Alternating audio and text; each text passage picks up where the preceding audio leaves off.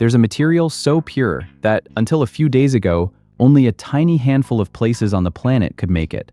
Not a handful of countries, a handful of facilities. It was one of those quiet, invisible bottlenecks that the rest of the world barely thinks about, yet it sits underneath one of the most important technologies of the next century. China just started mass producing it. The material is called silicon-28, and calling it pure doesn't quite capture it. It's purified to better than 99.99%, which earns it a nickname scientists actually use, the purest silicon on Earth. On June 15, 2026, China's National Nuclear Corporation announced it had achieved independent, large-scale production of this material for the first time. No headlines about a flashy new gadget, no glowing phone chip to hold up on a stage, just a slab of the quietest, cleanest silicon humanity knows how to make. And here's why that matters more than almost any product launch. This specific material is the foundation that one of the most promising paths to a working quantum computer is built on. Without it, an entire approach to quantum computing essentially can't scale. With a domestic, mass-produced supply of it, a door that was previously held shut by a few foreign suppliers just swung open for China. Now, like every story on this channel, there's important nuance here, and I'll give you all of it honestly, including why this is a foundation stone and not a finished building.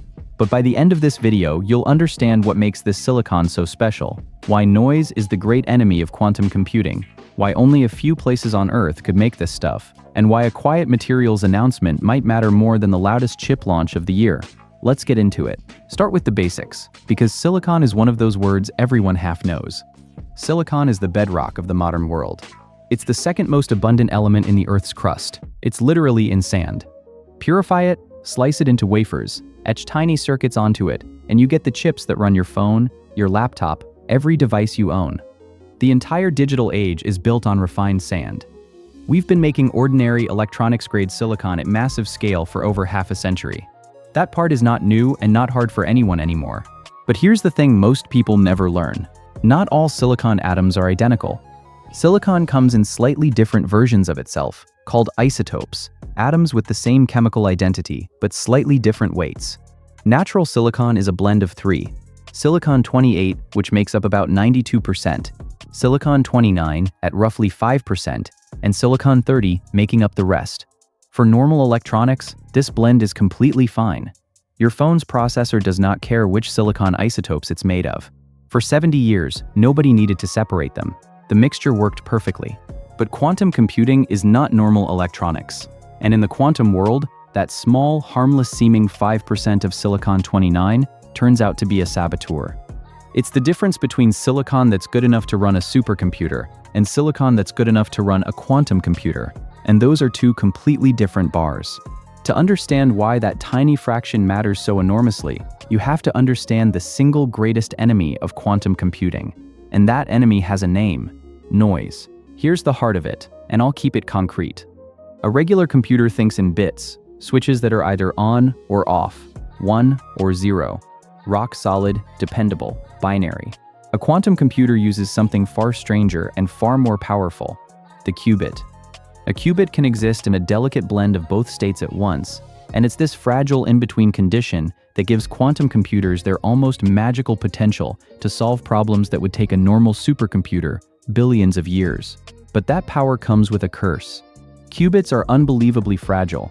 They hold their delicate quantum state for only a fleeting moment before the outside world disturbs them, and the information collapses into useless randomness.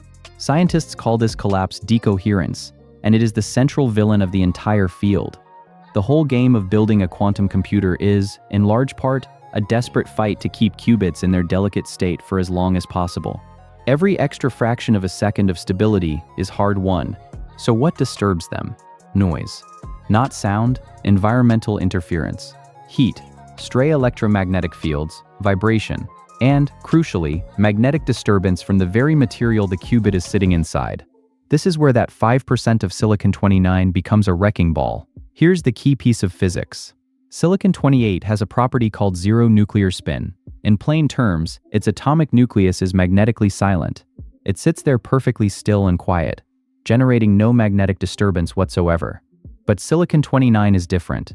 Its nucleus does have a spin. It acts like a tiny restless magnet, constantly flickering and wobbling. Scientists have a wonderfully descriptive name for the havoc this causes. They call it nuclear flip-flopping. Imagine you're trying to keep a single feather perfectly still and balanced on your fingertip. That's the qubit. Now imagine the room is full of tiny invisible fans randomly puffing air at it from every direction. Those puffs are the silicon-29 atoms magnetically jostling your qubit, knocking it off balance, destroying the delicate state you fought so hard to create. The more silicon-29 around your qubit, the more puffs of disturbance, and the faster your quantum information falls apart. Now the solution becomes obvious. If silicon-29 is the source of the noise, get rid of it. Strip it out. Engineer silicon that is almost pure silicon-28, magnetically silent, a calm and quiet home where a qubit can hold its delicate state in peace. Do that, and you've built what researchers describe as a solid-state vacuum, an environment so quiet the qubit can survive dramatically longer. That is exactly what the purest silicon on Earth is. And it changes everything about how stable a silicon qubit can be. So if everyone knows silicon-28 is the answer, why isn't every quantum lab swimming in it? Why was this announcement a genuine breakthrough rather than a routine purchase order? Because separating isotopes is one of the hardest things in all of industrial science. Remember, silicon-28, silicon-29, and silicon-30 are chemically identical. They behave the same in every chemical reaction. You cannot separate them with chemistry. There's no reaction that grabs one and leaves the others. The only thing that distinguishes them is a minuscule difference in weight, because each has a slightly different number of neutrons. So to purify silicon-28, you have to sort atoms by weight, one tiny mass difference at a time, until you've stripped out almost every last silicon-29 and silicon-30 atom from the mix. This is brutally difficult. It typically involves converting the silicon into a gas, then spinning that gas in sophisticated centrifuges, or using other exotic enrichment techniques to gradually concentrate the lighter silicon-28, repeating the process over and over to inch the purity higher and higher. Pushing past 99.99% purity at any meaningful quantity demands enormous technical mastery and expensive specialized infrastructure. It's closer to the world of nuclear-grade isotope enrichment than to ordinary chip making, which is precisely why China's nuclear corporation, not a traditional chip maker, is the one that cracked it. And here's the part that gives this story its strategic weight. Until now, the ability to produce ultra-pure silicon-28 at scale was concentrated in a very small group of overseas players, facilities tied to Russia, to Europe, and to US-linked supply chains. If you were a Chinese quantum lab and you needed this material, you were dependent on importing it from a handful of foreign sources. That's a choke point, a quiet, invisible one, not a banned machine or a blocked chip, but a raw material that a few outside suppliers controlled. This is the pattern that should feel familiar by now if you watch this channel. The most powerful restrictions aren't always the loud, obvious ones. Sometimes the real leverage is buried in an unglamorous material that nobody outside the field even knows exists. And China just removed that particular piece of leverage from the board by moving silicon-28 from imported from a few foreign suppliers to mass-produced at home. The achievement isn't a finished quantum computer. It's something quieter and, in the long run, possibly more important: supply chain independence in a material the future may be built on. Now, you might be wondering, there are several different ways people are trying to build quantum computers. Why does this particular path, the silicon one, matter so much that purifying its core material is a national-level achievement? Because silicon has one colossal advantage no other approach can match. The entire planet already knows how to manufacture it. Think about it. For decades, the world has poured trillions of dollars and unfathomable engineering effort into building silicon chips with billions of features etched at near-atomic precision. There are vast factories, refined techniques, and deep institutional knowledge dedicated to manipulating silicon better than any other material in human history. If you can build a quantum computer out of silicon, you can potentially tap into all of that existing manufacturing muscle to scale it up, instead of inventing an entirely new industry from scratch.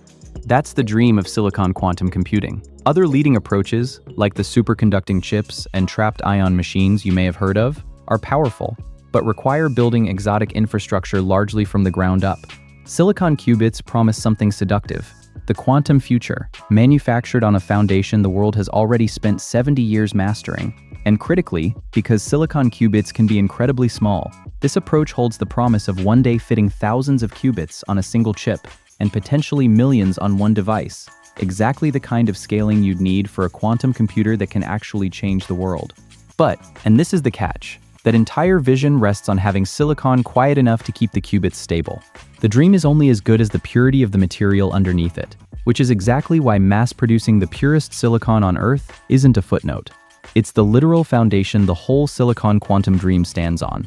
Remove the supply problem for that material, and you've cleared one of the biggest roadblocks standing between China and a scalable silicon quantum computer. Now let me be completely straight with you, because I'd rather you trust this channel than oversell you a story. Mass-producing Silicon-28 does not mean China has built a working quantum computer. It does not mean the quantum era arrived last week. What it means is that China has secured a critical ingredient, and ingredients, however essential, are not finished meals. There are real, hard problems still standing between this material and a useful quantum machine. Silicon qubits, across the whole field worldwide, are still at an early stage. Researchers have coherently controlled only a handful at a time, somewhere in the range of a few to a dozen qubits, with recent demonstrations reaching around 11.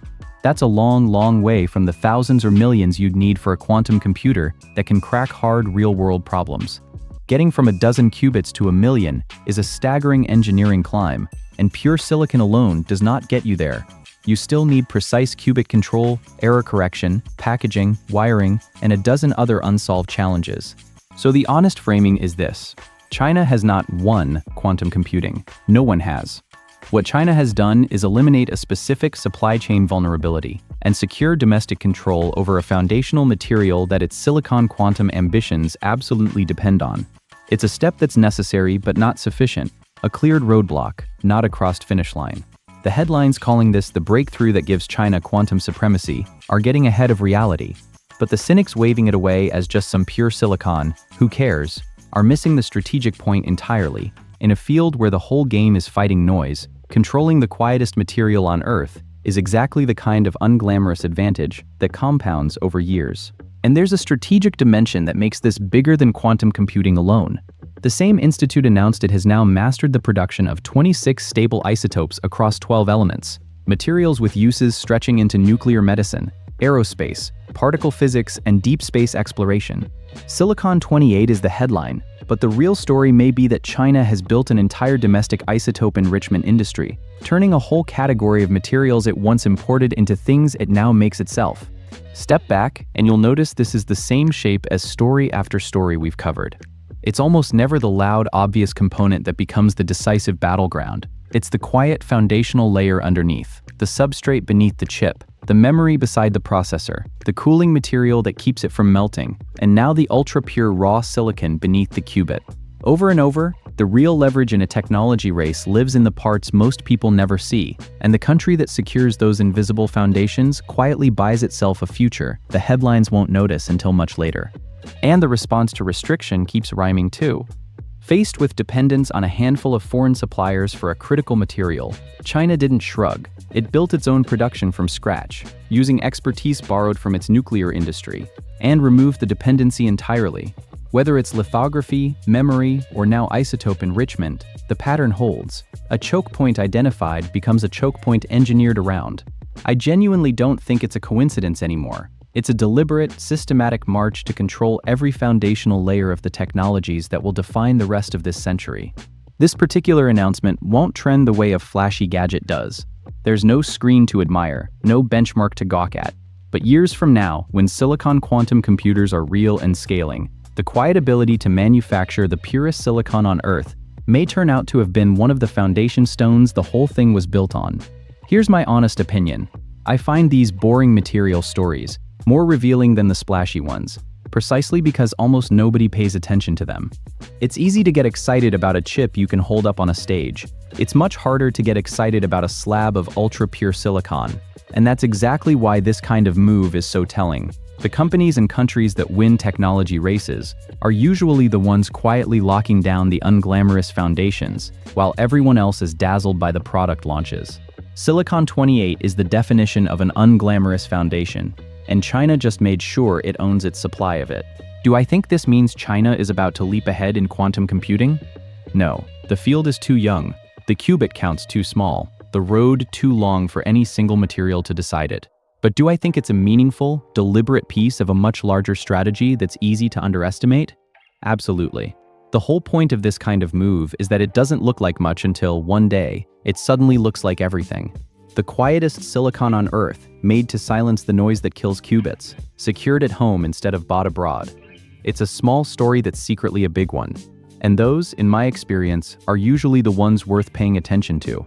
So here's my question for you, and I genuinely want your honest take. Do you think quantum computing is going to arrive sooner than we expect and quietly transform everything? Or is it overhyped, perpetually almost here, and decades further away than the headlines suggest? Are you a quantum optimist or a quantum skeptic? Drop your real opinion in the comments. I read every single one. If you want to keep following this, the breakthroughs, the invisible foundations, the quiet moves that matter long before the world notices, subscribe to Eastern Engine and hit the notification bell. Chips, materials, quantum, the entire foundation of modern technology is being rebuilt right now, and we break it all down clearly and honestly before the mainstream catches on. Thanks for watching. I'll see you in the next one.